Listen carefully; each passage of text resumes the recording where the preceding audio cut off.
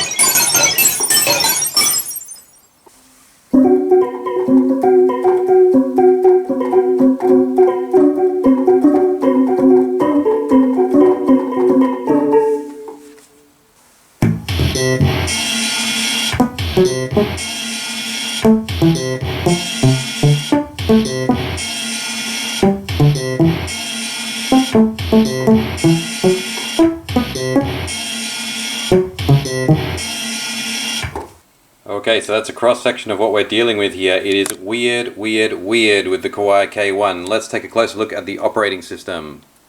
Although before we get into the actual software of the system, it's worth noting that this is a really comfortable and nicely designed keyboard. It's got pitch bend and modulation right there in a place that, me personally, I like it there on top. This joystick is a four-way controller that allows you to set up 4 sounds and control your way through them. So you could be playing a melody there and then bring the octave right down here and maybe switch over to something completely different each side. You can set it up any way you like, and the further you push the stick, the more you're mixing it in. Unfortunately on this particular one, left and right doesn't work, only up and down. Then we've got the volume slider and the display, which brings me to the control part of this keyboard. Looks like a pretty simple control panel, but it's actually fairly tricky and not terribly intuitive to use the K1. But once you've read the manual, or at least looked at the salient parts of the manual and got into it, it starts to get really quite straightforward. But I'll hit you with the basics. We've got multi-patches and single patches, as you see a lot on different keyboards.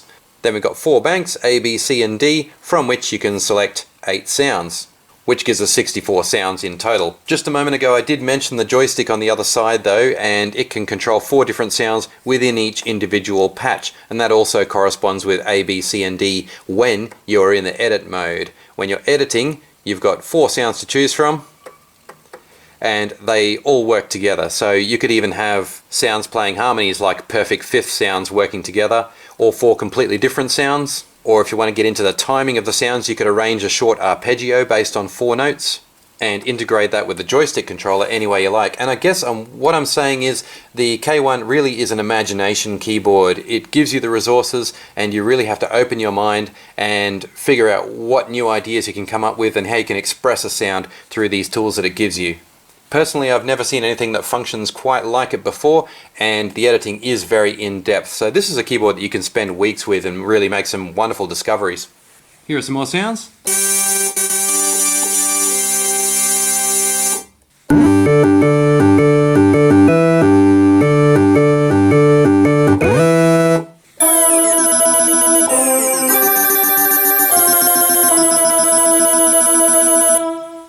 And this one shows us an interesting way to use velocity.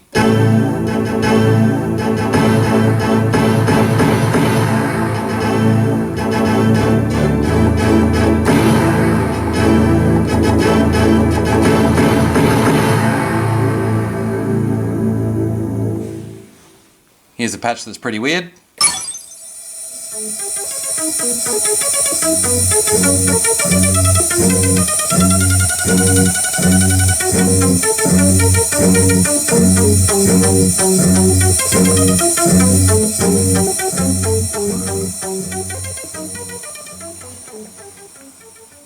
I don't know how that's likely to be used in a real scenario, but it shows how complex your individual sounds can be mapped out.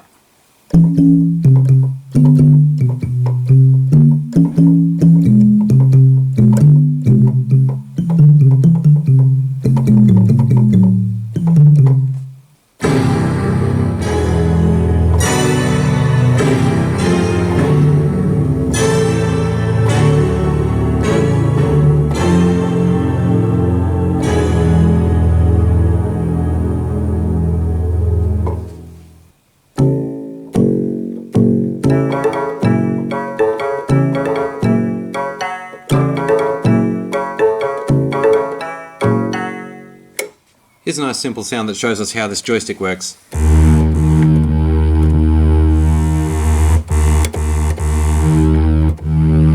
So 2 completely different sounds merged together, and if this joystick was working normally, you could do it 4 different ways.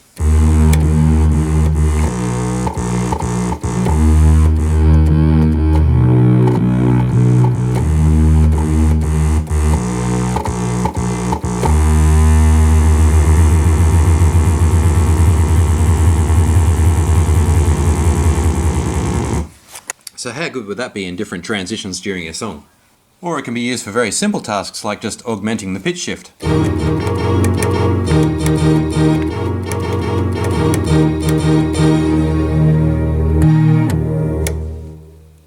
I'll just run you through a few edits of a very simple sound. I won't talk you through all the fine details of what I'm doing, but I'll just run through a few screens here. Into edit mode, pressing A takes us through a series of pages.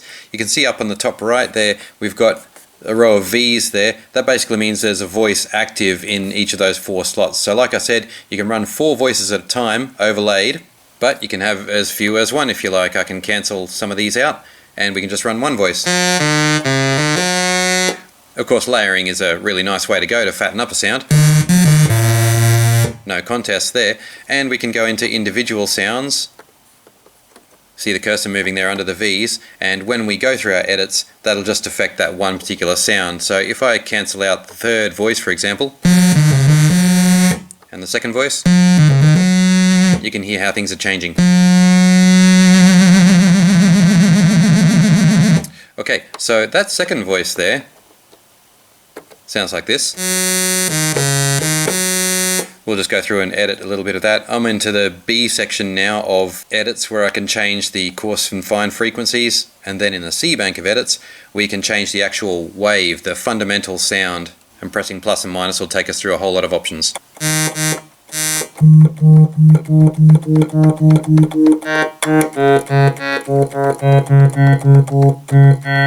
So I'll just check through and see exactly how many waveforms we have here to choose from.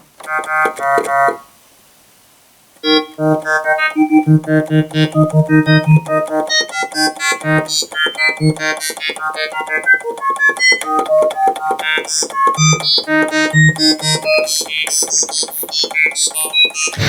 have a feeling it's in the low 200s.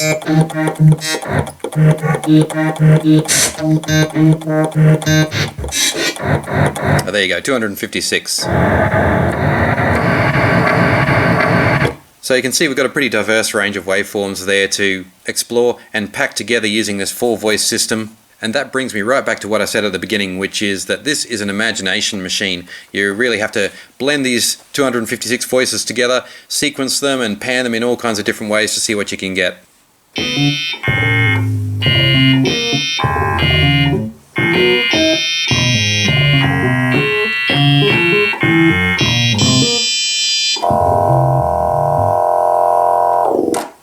So that's the Kawai K1, guys. I first tried this about 15 years ago and I was impressed with it then. I was a little bit intimidated by its depth, to be honest. Since then we've had all the amazing synths from Korg, Roland, all the other great manufacturers, Yamaha, and a lot of them do a lot of the work for you. They have brilliant sounds on board, but this one takes you right back to the roots. It allows you to actually create sounds, and I mean truly create them, not just adjusting some basic settings. You are going to be finding out sounds and hearing things that you've never heard before using the Kawai K1. So that's my quick rundown of this brilliant synthesizer, guys. Thanks for liking, commenting or subscribing. As always, I'm going to put up some links to some other videos that might interest you. Here they are now.